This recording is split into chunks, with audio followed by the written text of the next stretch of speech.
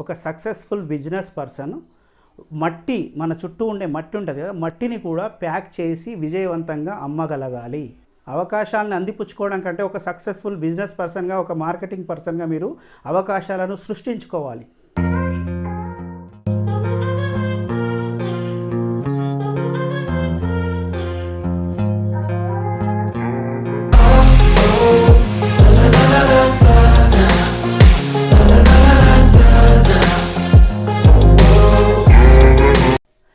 Hi friends, welcome back to Telugu thoughts channel. నేను మీ శ్యామన్మల. అందరూ బాగున్నారా?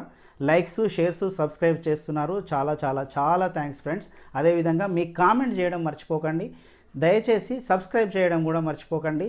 బెల్ ఐకాన్ యాక్టివేట్ చేస్తే నేను నెక్స్ట్ వీడియోస్ ఏవైతే ఉంటాయో అవన్నిటి కూడా వాటికి సంబంధించిన నోటిఫికేషన్స్ మీకు రావడం జరుగుతుంది. ఆ విధంగా నా వీడియోలను చూసి నన్ను మరింత ప్రోత్సహించడానికి కూడా అవకాశం ఉంటుంది. ఓకేనా ఫ్రెండ్స్? అయితే మీరు గమనించారో లేదో, మన ఛానల్లో ఒక పెద్ద మార్పు జరిగింది లాస్ట్ ఎపిసోడ్ నుంచే. ఇదివరకు నేను ప్రతి ఎపిసోడ్లో 3 సెగ్మెంట్ల కింద డివైడ్ చేసి నేను చెప్పేవాడిని. కానీ ఈ లాస్ట్ ఎపిసోడ్ నుంచి కూడా సెగ్మెంట్ వైజ్గా మనం వీడియోలు చేస్తూ వస్తున్నాం. మీకు ఈ విధానం నచ్చిందా లేదా దయచేసి మీ కామెంట్స్లో తెలియజేయండి. మనము ఇప్పుడు మన సమస్య మన పరిష్కారం ఎపిసోడ్లోకి వెళ్ళిపోదాం.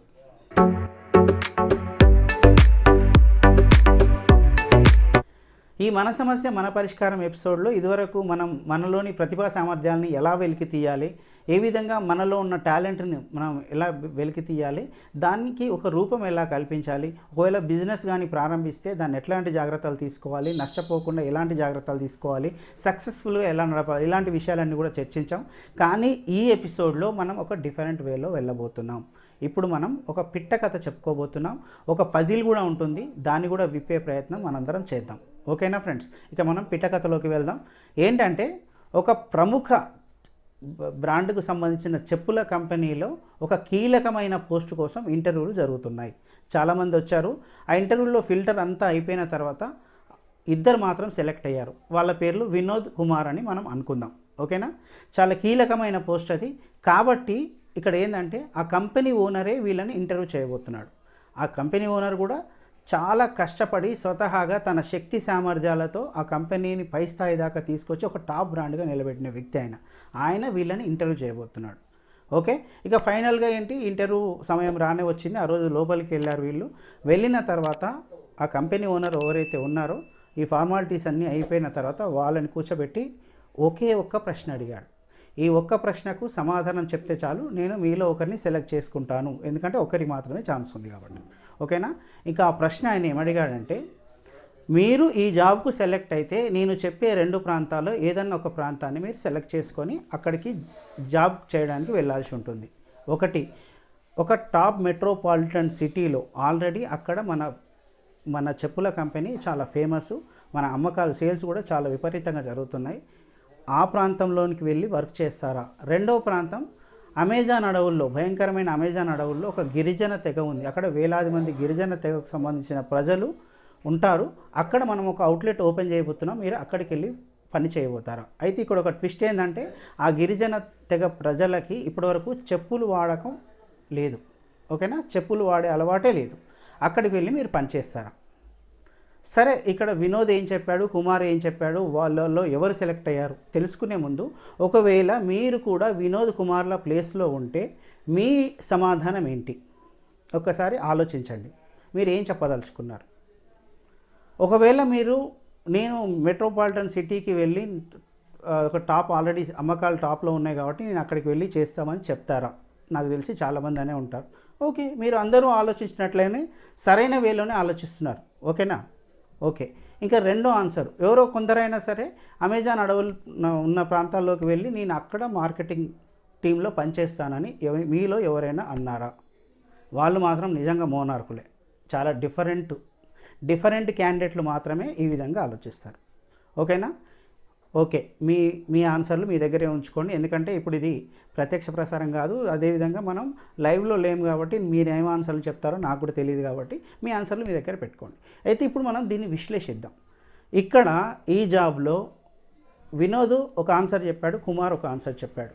వినోద్ చెప్పిన ఆన్సర్ ఏంటంటే, నేను మెట్రోపాలిటన్ సిటీకి వెళ్ళి నేను అక్కడ మార్కెటింగ్ మేనేజర్గా జాయిన్ అవుతాను, నేను అక్కడ పనిచేస్తానని చెప్పాడు. మనలో చాలామంది కూడా అదే చెప్తారు, చాలా తెలివైన వాడు వినోద్ అని మనం అనుకోవచ్చు. కుమార్ మాత్రం డిఫరెంట్. నేను అమెజాన్ అడవుల్లోకి వెళ్ళి ఆ గిరిజన తెగ ఉన్న ప్రాంతంలోకి వెళ్ళి నేను అక్కడ సేల్ చేస్తాను. ఎందుకు?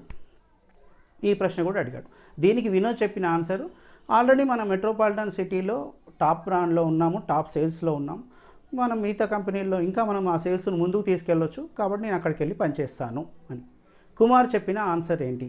దానికంటే ముందు ఇక్కడ ఎవరు సెలెక్ట్ అయ్యారు తెలుసా మీకు? కుమార్ సెలెక్ట్ అయ్యాడు.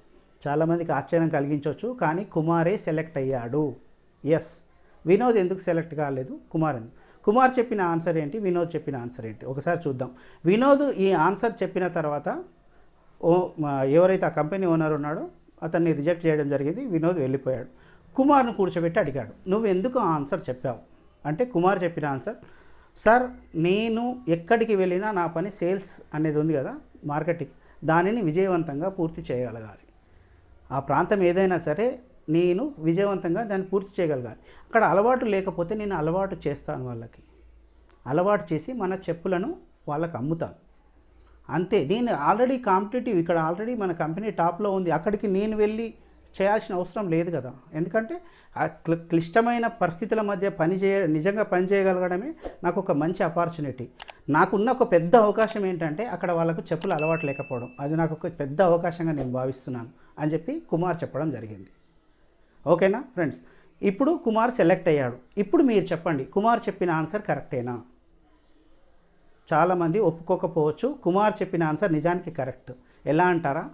ఒక మార్కెటింగ్ పర్సన్, ఒక సక్సెస్ఫుల్ బిజినెస్ పర్సన్ మట్టి, మన చుట్టూ ఉండే మట్టి ఉంటుంది కదా, మట్టిని కూడా ప్యాక్ చేసి విజయవంతంగా అమ్మగలగాలి. అప్పుడే అతను సక్సెస్ఫుల్ బిజినెస్ పర్సన్ అవుతాడు. ఈ విషయం చాలా కీలకం ఫ్రెండ్స్. మీలో ఎవరైనా బిజినెస్ చేయాలనుకున్నా, ఒక డిఫరెంట్ వేలో ఆలోచించాలనుకున్నా, ఏదైనా జాబ్ చేయాలనుకున్నా మీరు ఈ సూత్రాన్ని జ్ఞాపకం చేసుకోండి. అందరూ వెళ్ళే దారిలో వెళ్ళడం వల్ల నీ గొప్పతనం ఎవరికీ తెలియదు. నీదైనా ఒక వే ఉండాలి, అది సక్సెస్ఫుల్గా మీరు వెళ్ళడానికి చాలా ఉపయోగపడుతుంది. ఓకేనా? ఎప్పుడైనా సరే ఇక్కడ ఒక విషయం గుర్తుపెట్టుకోండి, అవకాశాలను అందిపుచ్చుకోవాలంటారు. అవకాశాలను అందిపుచ్చుకోవడం కంటే ఒక సక్సెస్ఫుల్ బిజినెస్ పర్సన్గా, ఒక మార్కెటింగ్ పర్సన్గా మీరు అవకాశాలను సృష్టించుకోవాలి. ఎస్, అందిపుచ్చుకోవడం కాదు, సృష్టించుకోవాలి.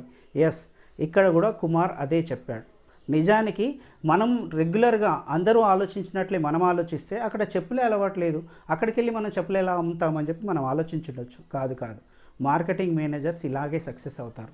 ఎలా అంటే, ఎస్ అక్కడ అలవాట్లేదు కదా, నేను వెళ్ళి అలవాటు చేస్తాను, అప్పుడు నేను నా సేల్స్ పెంచుకుంటాను. అక్కడ కాంపిటీషన్, పోటీనే ఉండదు, ఎందుకంటే వేరే కంపెనీలు ఏవీ లేవు.